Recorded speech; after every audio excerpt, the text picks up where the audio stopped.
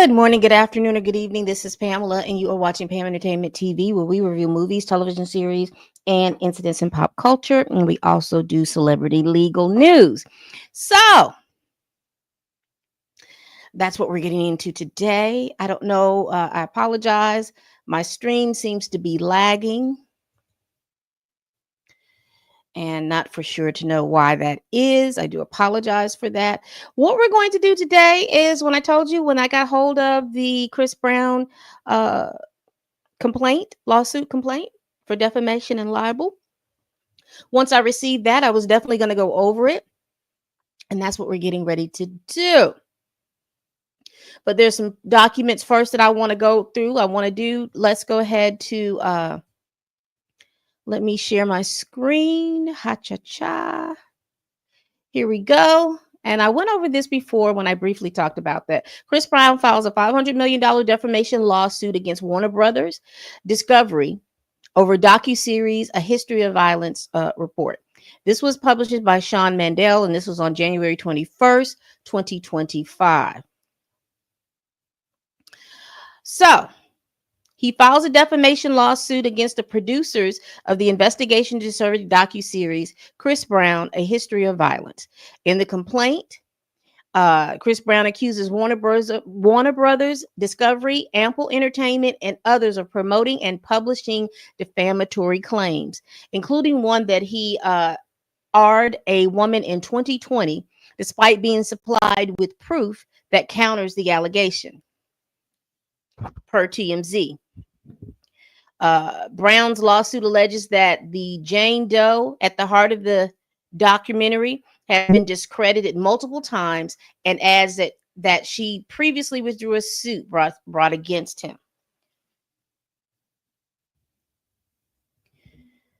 Let me see. However, other reporting about the docuseries at the time of its release in October 2024 states that Jane Doe's $20 million lawsuit brought against Brown in 2022 was dismissed that same year by a judge who cited lack of prosecution. The woman had made a report to Miami Beach police, but according to A History of Violence, they concluded that her claims were unfounded and that no probable cause existed against Brown. Now, we're not going to go into all of this. According to TMZ, Singer goes on to claim that the producers ignored facts and chose instead to defame him and his reputation, which he said he spent over 10 years repairing in the wake of his 2009 domestic violence incidents with ex-girlfriend Rihanna. And Brown pleaded guilty to felony assault in June of that year. So he's saying that they are defaming his reputation, particularly, hold on, y'all.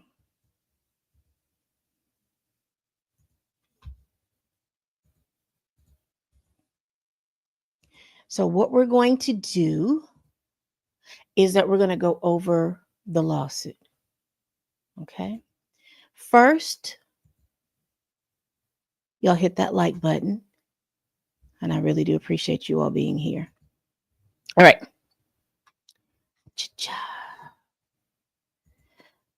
Again, I swear I need a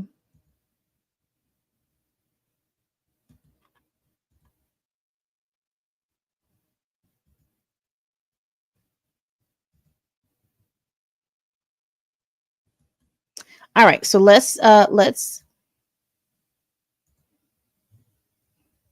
this was a letter sent from I believe Chris Brown's law firm, McCatherine, Shakuhi, and Evans. And so we're going to read this. This was filed on January 21st, 2025. And it says here, for immediate release,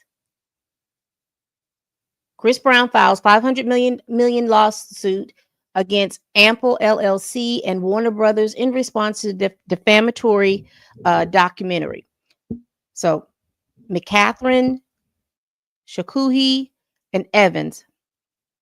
Attorneys Levin G. McCatherine II and Evans are representing singer-songwriter and rapper Chris Brown in a $500 million lawsuit filed on January 21st, 2025, in the Superior Court of Los Angeles against Ample LLC and Warner Brothers, along with individuals responsible for producing Chris Brown: A History of Violence.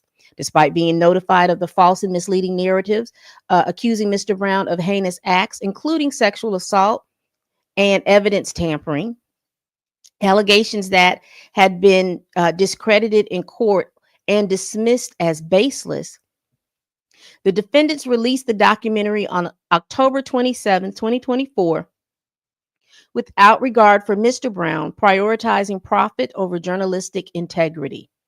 In doing so, they sensationalized, debunk claims to drive viewership and revenue, recklessly damaging Mr. Brown's reputation and spreading false information to the public. To be clear, Mr. Brown has never been found at fault for any type of uh, SA crime. Central to the documentary's narrative is Deja Chantel Frank, identified as Jane Doe in the film. Her false allegations against Mr. Brown were thoroughly discredited in court years ago. Frank is a documented perpetrator of DV with a history that includes physical assault and threats of violence against her romantic partner.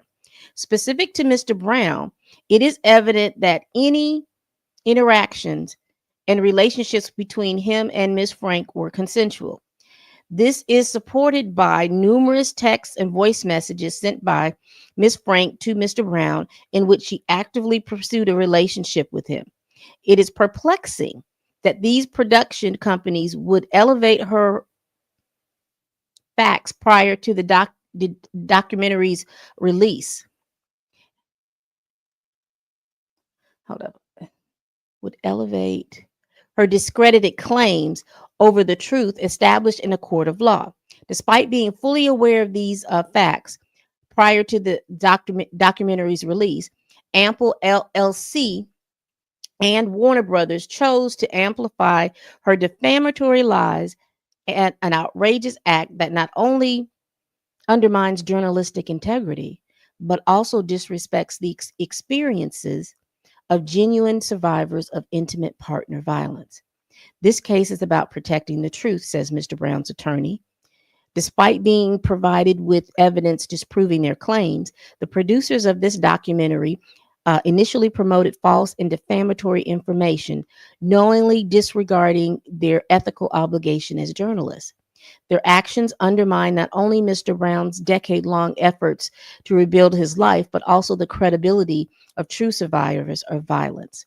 Through this legal action, Mr. Brown seeks accountability and aims to stand against the exploitation of misinformation for personal gain. Additionally, a portion of the $500 million will be donated to survivors of SA abuse.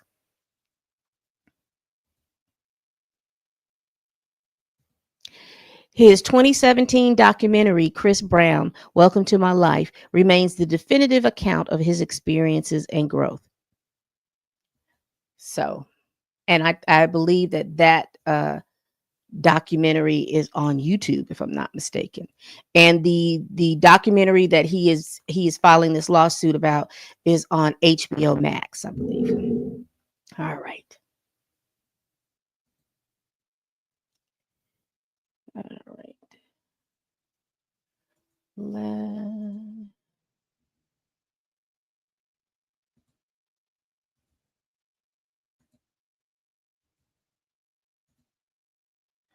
All right.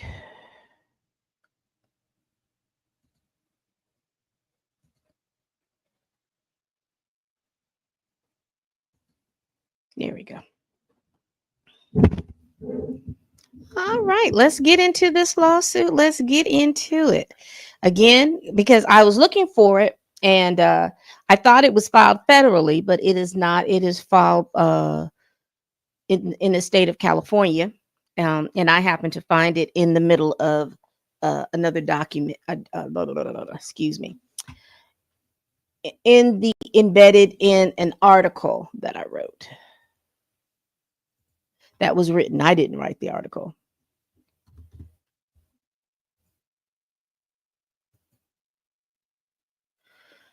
All right. Let's see.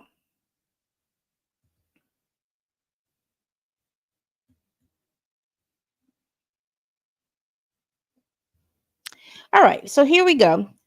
We have the people listed in 1, 2, 3, 4, 5, and 6. They are the attorneys for Chris Brown. We do see over in the corner, because I don't like to read. I know that there's a lot of times that you'll see uh, court filings where someone at the court or someone at the law firm who is again, this PR thing, who's trying to get a jump on something. I don't like to read them until I see that they have been electronically filed by the court.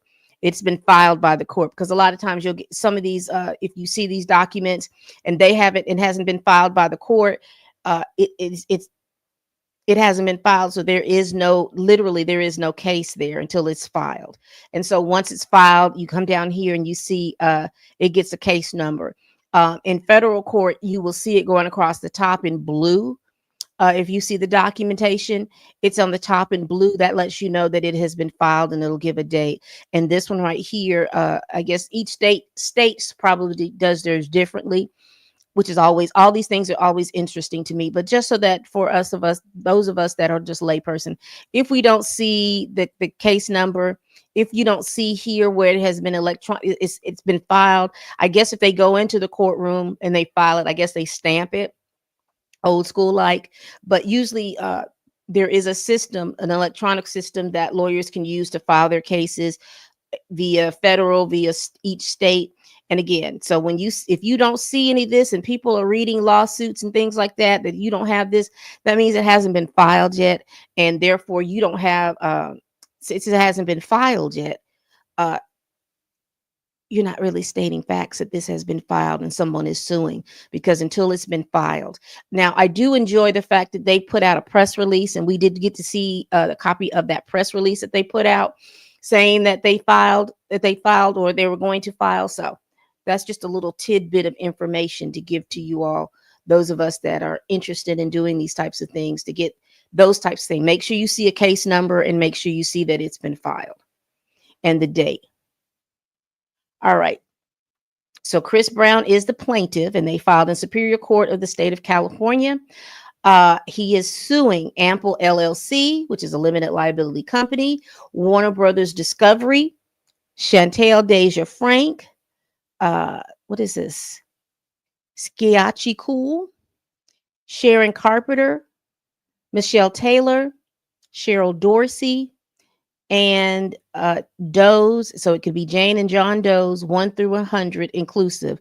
And that basically means that they know that somebody did something. They just don't have their information or their name at this moment. And once they get their name, they will add them to the filing. So what is their complaints?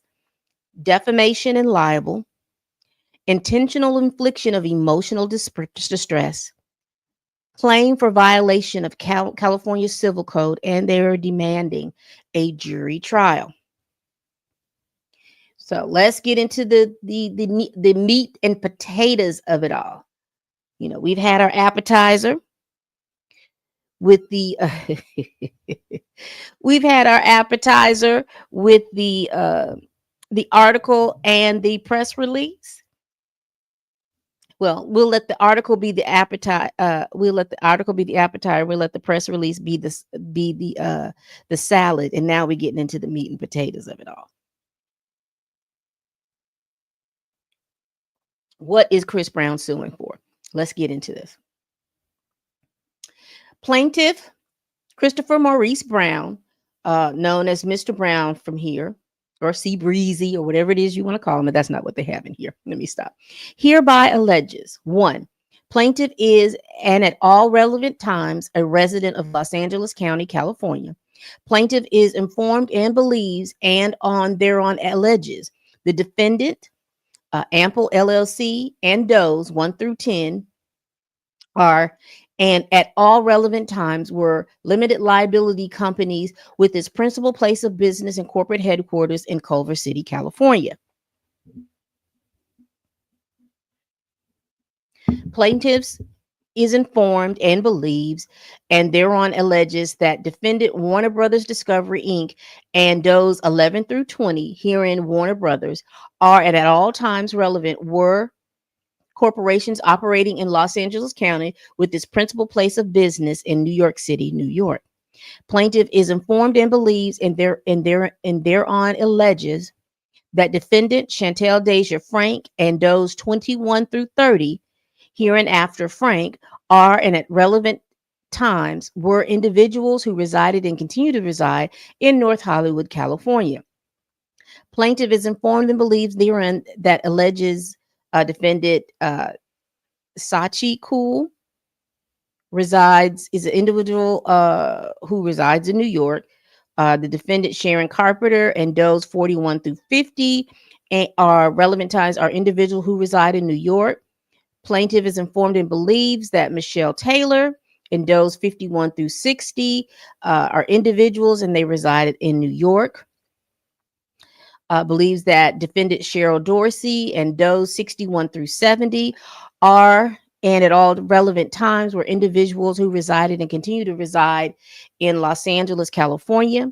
The true names and capacities of defendant named Doe's 1 through 100 inclusive are presently unknown to plaintiff. Plaintiff will amend this complaint setting forth the true names and capacities of these fictitious defendants when they are ascertained.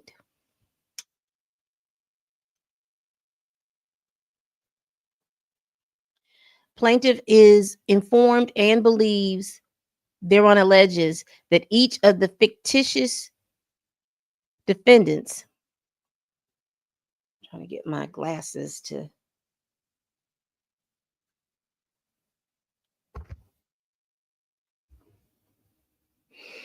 has participated in the acts alleged in this complaint. So he's named all these people. Here are the allegations.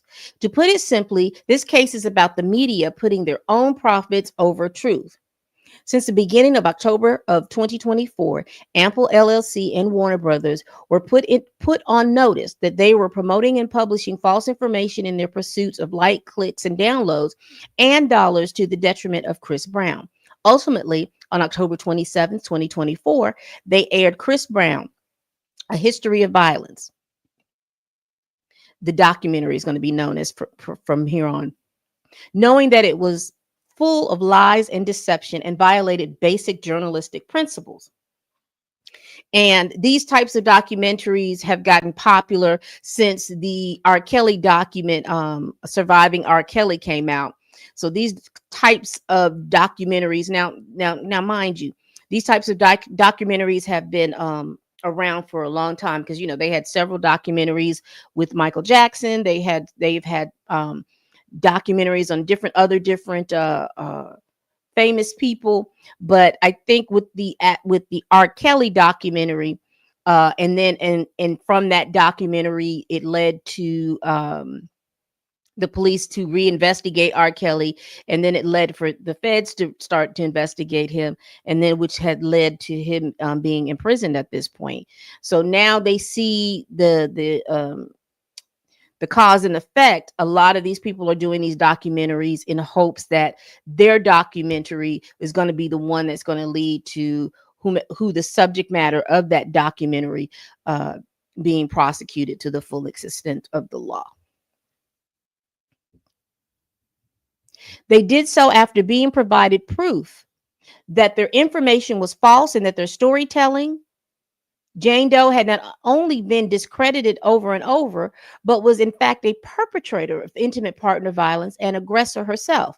Mr. Brown has never been found guilty of any X-related crime, the R word, SB, SA, etc. But this documentary states in every available fashion that he is a serial SAer and abuser. Ample, Warner, Cool, Carpenter, Taylor, Dorsey, and Jane Doe, who we now know to be Deja Chantel Frank, completely disregarded the facts in an attempt for fame and fortune, all at the cost of Chris Brown and the reputation he had worked diligently in redeeming over the last decade. Mr. Brown's past mistakes have been publicly acknowledged and addressed by him in his 2017 documentary, Chris Brown, Welcome to My Life. So he put out his own documentary. I have not watched either one of these documentaries. So I am unsure. I know that the Chris Brown one is on YouTube. I saw it on YouTube when I was doing my little research. I saw that that documentary is on YouTube. The other one, I do know that it's on HBO Max.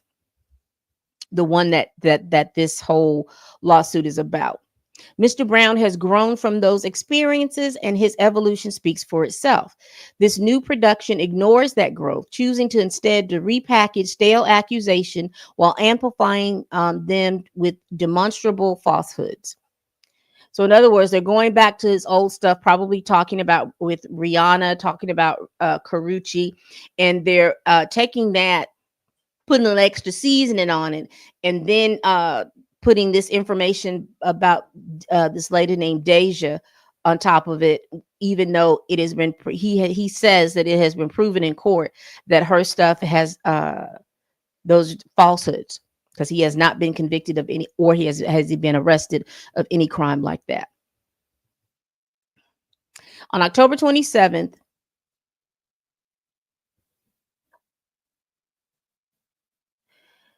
okay.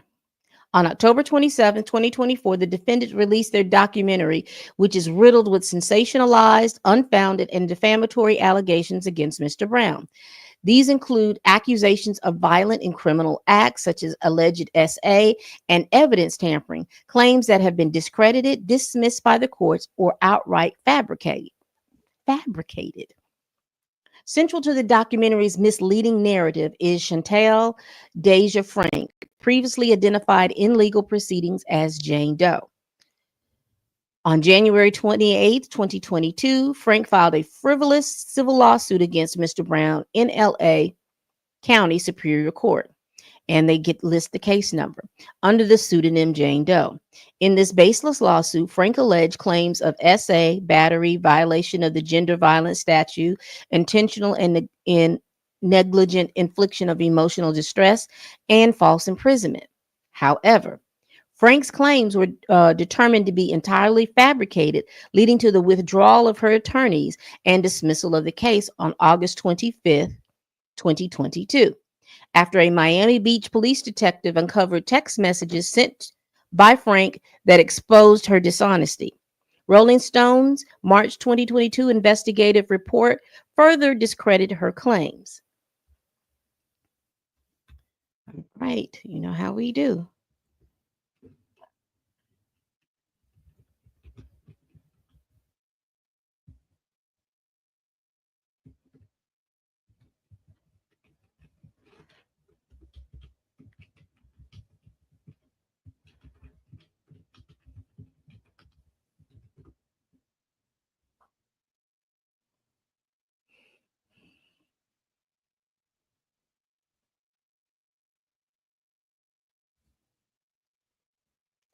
All right, real quick.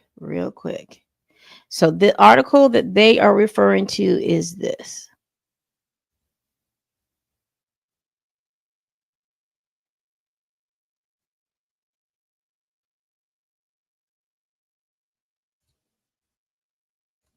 Here is the Rolling Stone article. It is March 9th, 2022, written by Nancy Dillon. It says Chris Brown's R accuser loses lawyers after text found on phone. Miami Beach police recovered text messages on the woman's phone that complicate her claims Chris Brown drugged and r'd her on Diddy's yacht. Oh my. Oh my.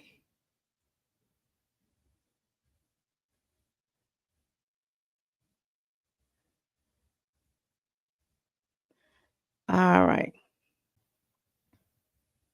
So in this article, the unidentified woman who sued Chris Brown with claims he drugged and r'd her on Diddy's Miami Beach-based yacht has lost her legal representation after police uncovered text messages that complicate her case, sources confirm Rolling Stone.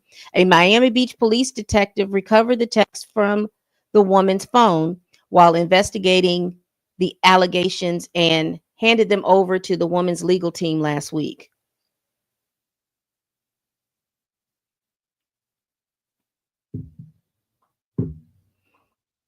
We are very grateful that the Miami Beach department brought this to our attention. They did a great job. The woman's lawyer, George Vibrick, tells Rolling Stone. The lawyer confirmed that he and his co-counsel, Ariel Mitchell, will no longer represent the Jane Doe plaintiff in this assault and false imprisonment and gender violence lawsuit that was filed against Brown on January 28th due to unspecified information obtained from the police last night. We were not made aware of the information that exists prior to filing. So there was a list, and these are the texts. They're probably in this lawsuit, but these are the texts that were sent. Oh, they've got a whole listing in here. So we probably have the text in this lawsuit, but I did want to go back and see I did want to go back and check and see what the article that was written. All right, let's continue. Let's get back to here. Cha.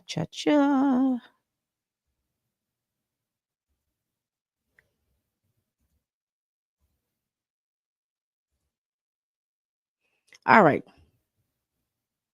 So we briefly went over this Rolling Stone article.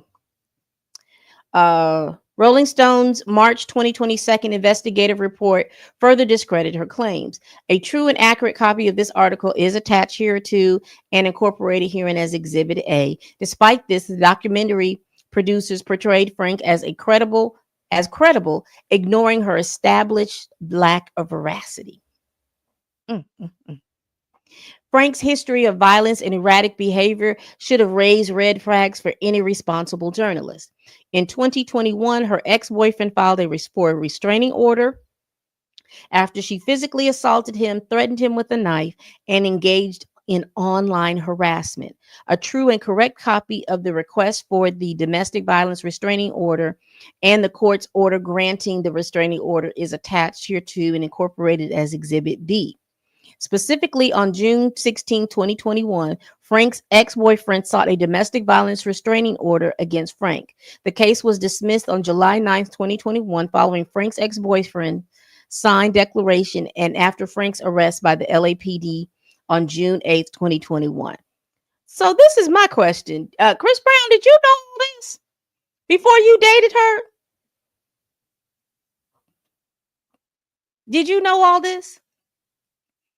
Or you just did, or you called the boyfriend some kind of name and thought that you were more man enough to be able to handle this woman? Because this is a lot. Signed declaration and after Frank's arrest by the LAPD on June 8, 2021. Importantly, in his declaration, Frank's ex-boyfriend states as following. Ooh, and they put it in here. Status of relationship. The respondent is my former girlfriend who I met online on or about May 2021. We have never lived together. Current abuse. Since respondent was released from jail, she has been calling and texting me constantly. She has also texted my friends with threatening messages and damaging information. Because respondent is an influencer on Instagram with 50,000 followers. Many of her followers, complete strangers, are now sending me death threats. Wow. I am unable to use my Instagram or social media due to these threats. So she's an IG model, as you all call them. So she must be pretty.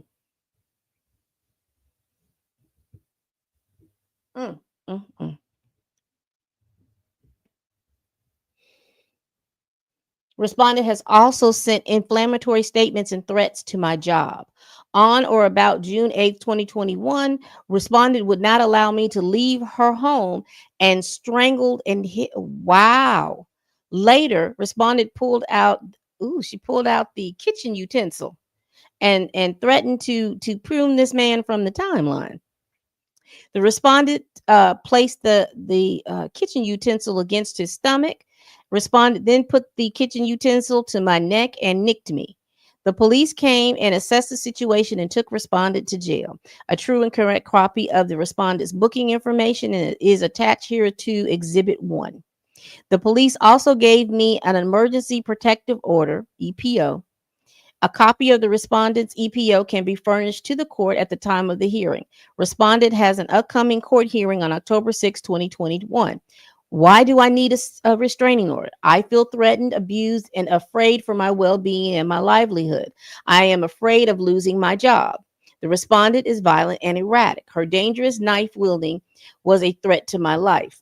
I feel unsafe and unable to use social media for work due to these threats.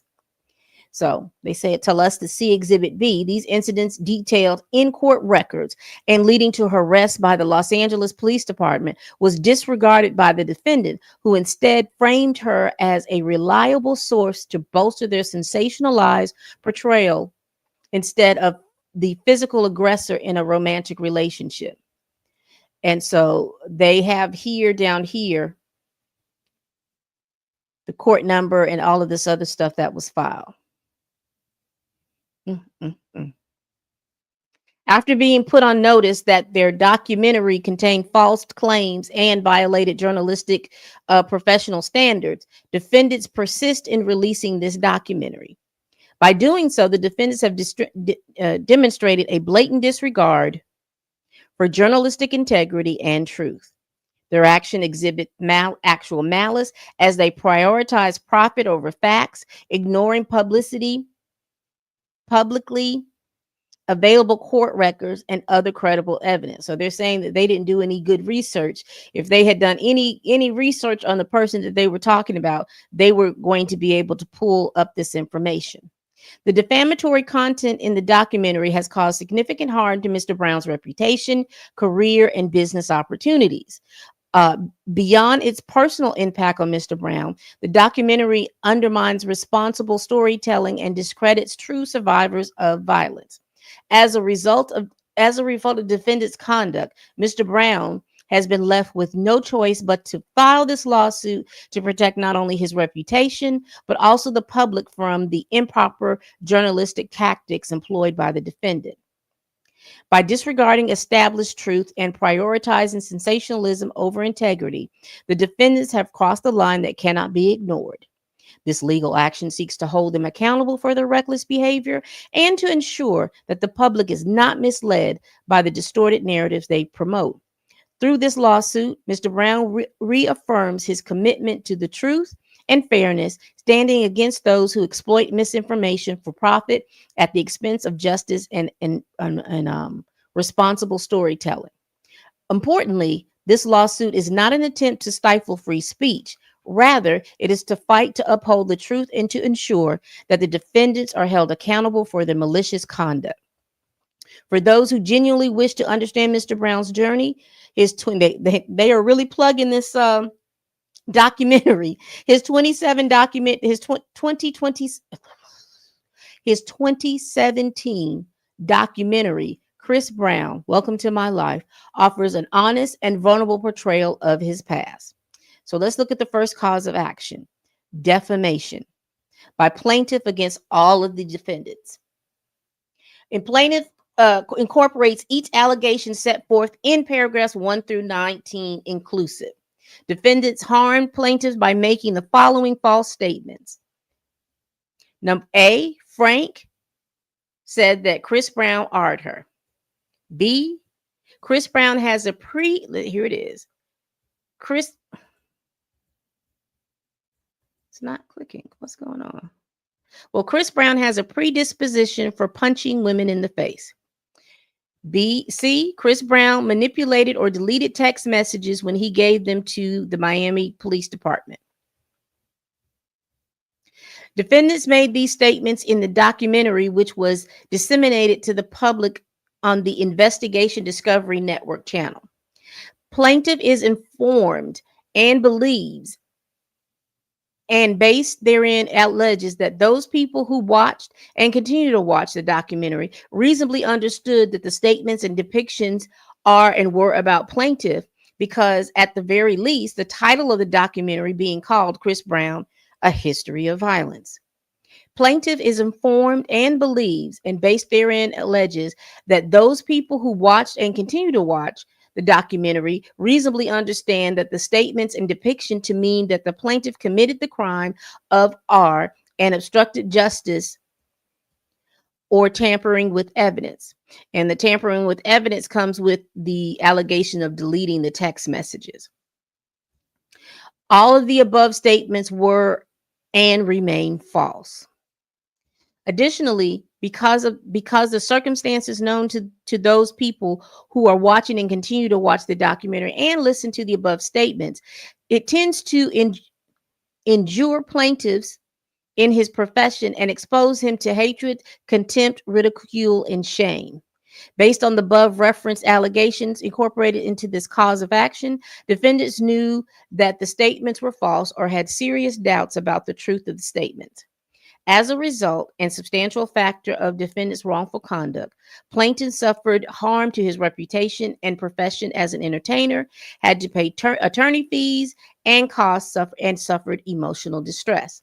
Defendant acted for the purpose of causing plaintiff to suffer severe emotional distress and are guilty of malice, oppression, and fraud, therefore justifying an award of exemplary and punitive damages. Second cause of action, intentional infliction of emotional distress by plaintiff against all defendants. Plaintiffs incorporates each allegation set forth in paragraphs 1 through 28 inclusive. Defendants' conduct as alleged herein above was outrageous and intended to cause plaintiff emotional distress. Defendants acted with such reckless and disregard to determine if what they were disseminating to the public through the documentary was actually true, that the defendants acted with reckless disregard in knowing or having a high probability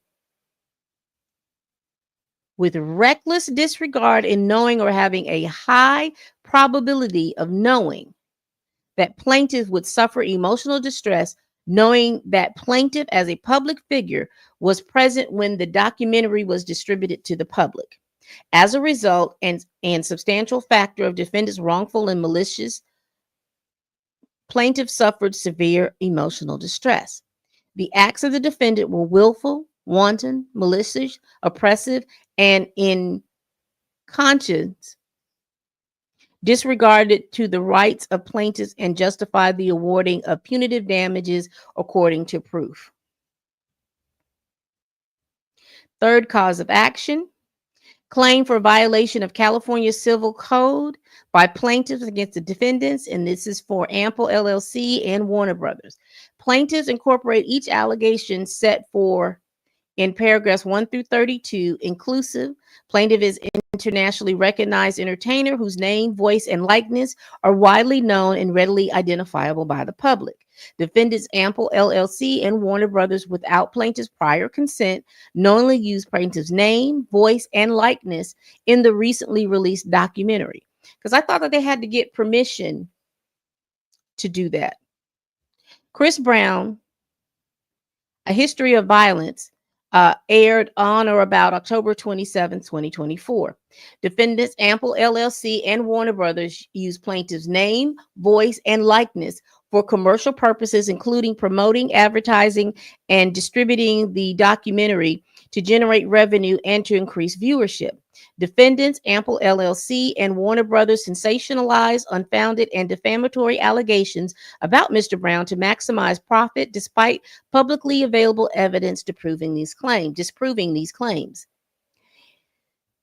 There is a direct connection between defendants' use of plaintiff's name, voice, and likeness and their commercial purposes, as the documentary prominently features plaintiff, and its success relies on leveraging his celebrity status and controversial history to attract viewers.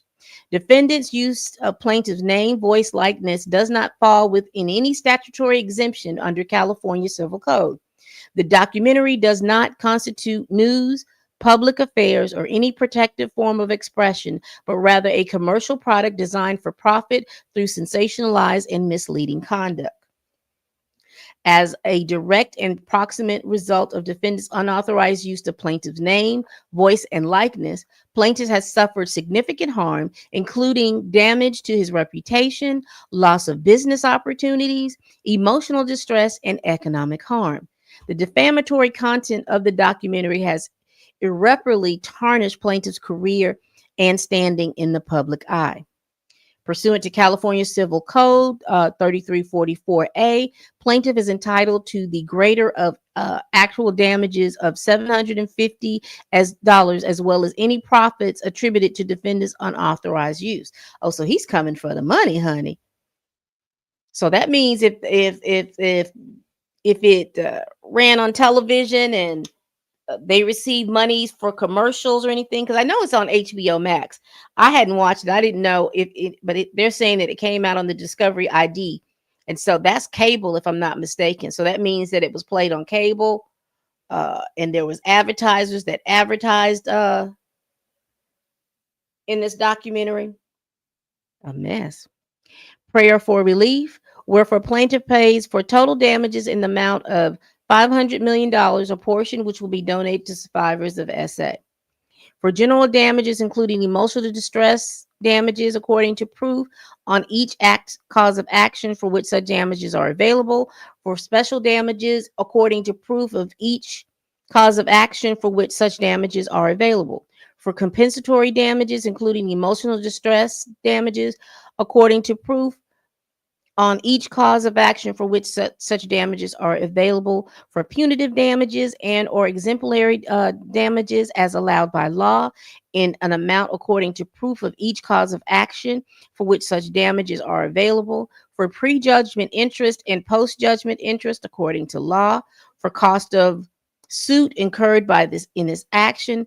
For reasonable attorney fees and costs. For such other and further relief that the court deems proper and just. And they demand a jury trial. So let's get down here. Let's get to Exhibit A. What is going on in Exhibit A? So this is the article. Remember, we were reading the article before. Let's get to these text messages. Let's see what these text messages say. And I'm going to pull that up from the article itself. I'm just trying to see. Okay. So let's do that. Let me share my screen.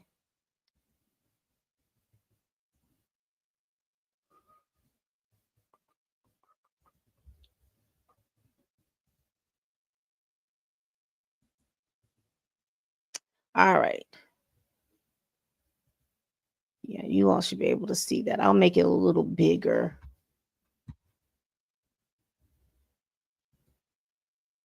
Because I have found in these lawsuits that some of these things are not. There we go. So here we go. In her complaint, the woman alleges the R&B singer fed her a drug-laced drink and assaulted her on the yacht that was docked at Diddy Star Island home on December 30th, 2022. So here are this text messages. Now, I don't know who is who. It says, I don't like talking on phones about shit like that. I'm just being proactive. Oh shit, okay, I'll get one. I definitely didn't bust inside you. Niggas just was hella faded, so I wanted to be sure. So this must be, let's go back to Exhibit A. What are they referring to?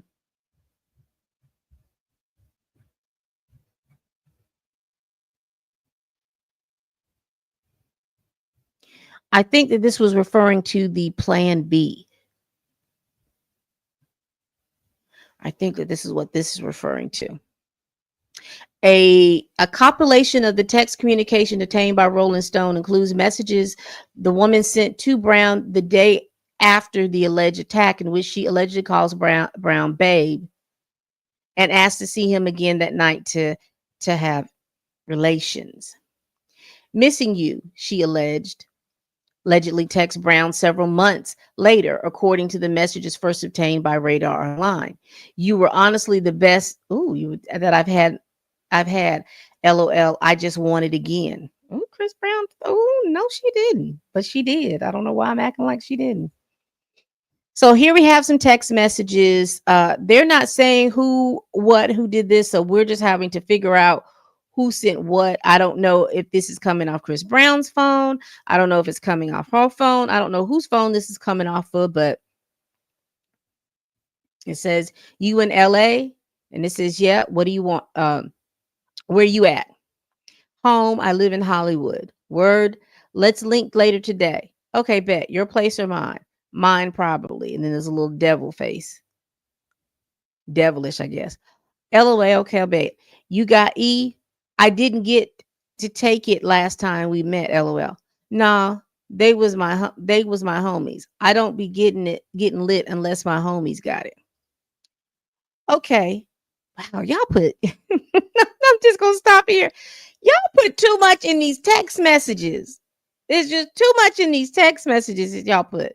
Y'all don't talk on the phone. Y'all don't do any of those types of things. Y'all have too much information that y'all put in this stuff, and then you wonder why you all get caught up like you do. Okay, we can be chill tonight. I'll try to find some.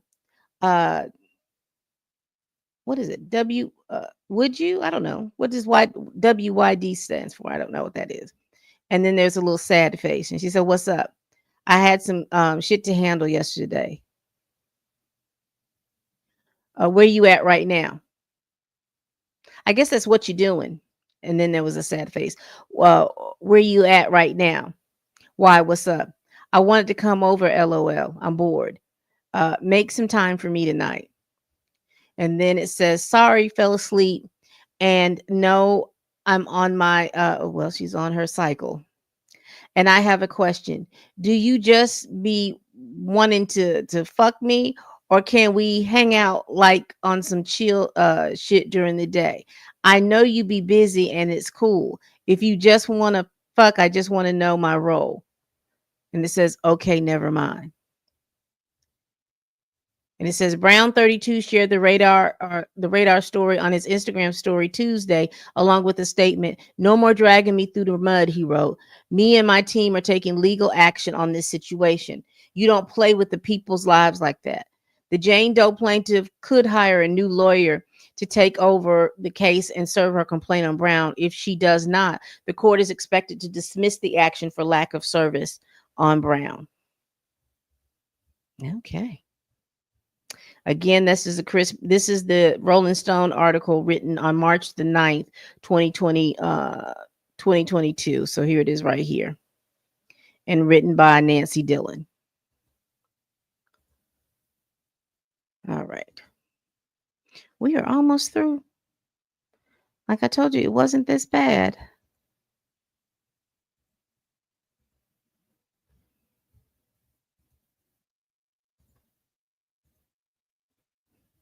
And again, these are just the same ones. Because see, I'm glad I read it through the article because these are so small, you can hardly read this stuff. So let's get to Exhibit B. Now, you remember they said that Exhibit B was the restraining information from plaintiff's ex-boyfriend. And this is a DV 100.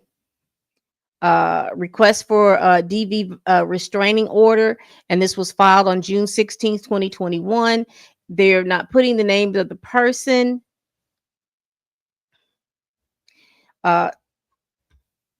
They didn't put the name of the person asking for protection. This person, however, is 23 years old. And here she is, Deja Frank. They redacted all of her height, her information, hair color, age, and all of this stuff, and her date of birth.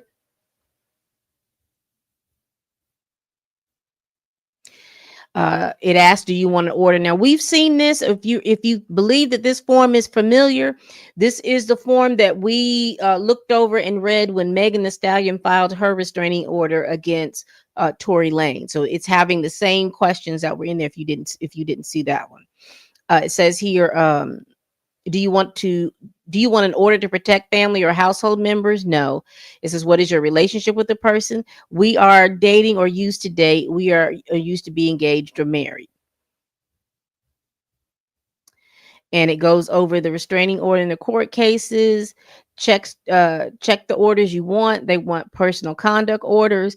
I asked the court to order the person into not to do the following things to me or anyone listed. 3, harass, attack, strike, uh, contact. They want a stay away order from him, his home, his job, his workplace, and his vehicle. Well, job or workplace and vehicle. So they don't live together, so they didn't fill out the move out order. Is asking, do you believe that the person owns or possesses guns or fire? And he says, I don't know. Record unlawful communications. I asked for the right to record communication made to me by the person in number 2 that violate the judge order. So if that person calls them, contacts them, texts them, or anything, he is asking for the right to be able to to record that call and then use such recording as evidence. Doesn't care for animal, doesn't have child custody or visitation. There's no child support. There's no property that they control. There is no debt payment that they have. There's no property. It says, let me see. Property restraint. I am married to or have registered domestic partnership with the person into. I asked the judge to order that the person not to borrow against, sell, hide, or get rid of, destroy any personal property. They didn't mark anything on here in there about spousal support, mobile devices. They want them to pay the lawyer fees, and then they have other orders. For respondent not to post photographs, videos, or information about petitioner to any internet site, and to remove the same from any internet site over which she has access or control. To describe the abuse, they said, see attached declaration, see attached declaration. So let's see what they have attached. And it was signed. Is this the end of it? No.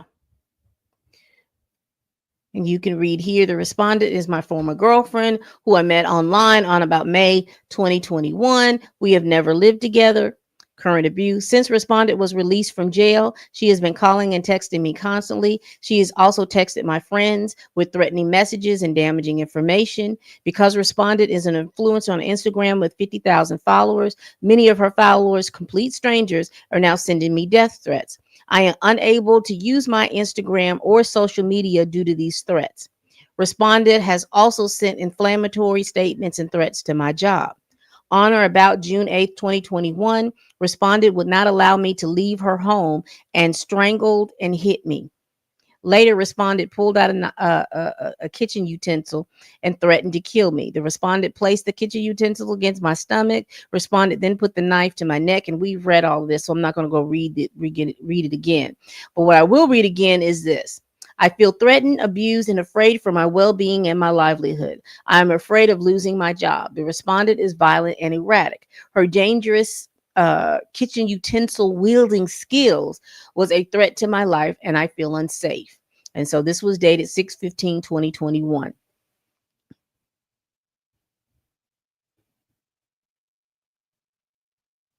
So this is, it says Inmate Information Center, and this is her booking, I guess, when she was picked up and she was arrested. So they have her information right here. Ooh, her charge level is felony. And these are the times when she was arrested. This is her bail amount.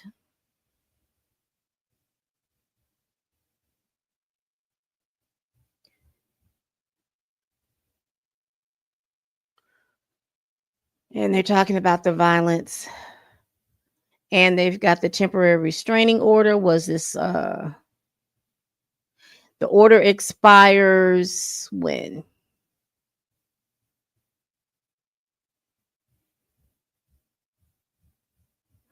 And this is all the information. So this person appears to have a lot of legal information, legal stuff going on. And so Chris Brown is suing in regards of that. So That wasn't as bad as I thought. That was under an hour. That was under an hour. So what do y'all think about Chris Brown and him suing for libel, defamation? You believe he got a case? Do you believe that he also has a case against this Chantel person? What do y'all think?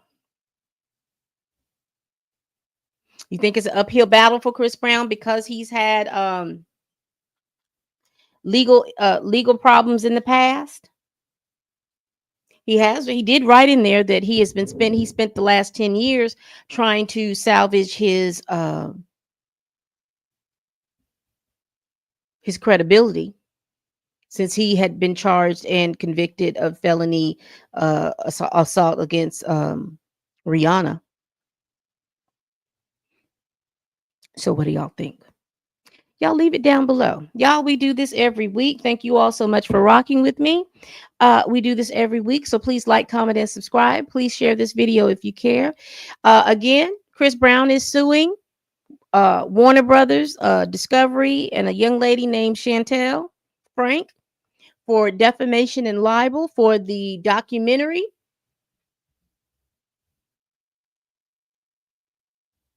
I'm trying to get the name of it. Chris Brown, A History of Violence. What do y'all think? Y'all let me know down in the comments. Again, please tell a friend, tell a kin, tell a coworker, tell that heifer that you can't stand that I'm over here making these videos. And as always, people, bye-bye.